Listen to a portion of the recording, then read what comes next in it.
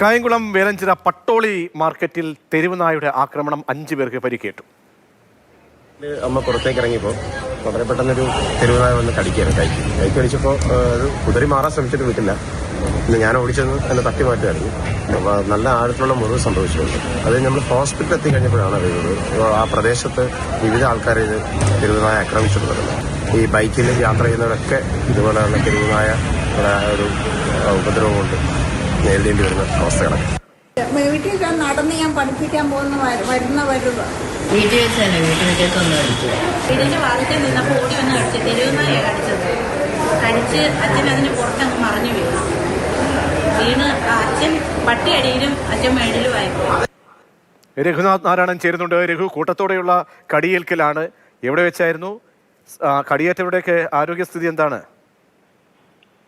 രാവിലെ 8 മണിയോടുകൂടിയാണ് നായ ഈ നാട്ടുകാരെ ആക്രമിച്ചത്. കായംകുളത്തിന് പടിഞ്ഞാറ് ഉള്ള സ്ഥലമാണ് വേലഞ്ചിറ എന്നുള്ളത്. പട്ടോളി മാർക്കറ്റ് എന്നുള്ള സ്ഥലത്ത് 5 പേരെയാണ് തെരുവുനായ കടിച്ചത്. തെരുവുനായ ഇങ്ങനെ ഓടി വരുന്ന വഴി കണ്ണിൽ കാണുന്നവരെല്ലാം കടിക്കുകയായിരുന്നു. അടുത്തടുത്ത് നിൽക്കുന്നവരെയല്ല, നായ കടന്നു വന്ന വഴികളിൽ കണ്ട ആളുകളെയൊക്കെയാണ് കടിച്ചത്. എല്ലാവരെയും കായംകുളം താലൂക്ക് ആശുപത്രിയിൽ എത്തിച്ച് പ്രാഥമിക ചികിത്സ നൽകി കൈക്കും കാലിനുമൊക്കെയാണ് മുറിവേറ്റിട്ടുള്ളത്. പിന്നീട് ഈ നായയെ ചത്ത നിലയിൽ കണ്ടെത്തിയിട്ടുണ്ട്.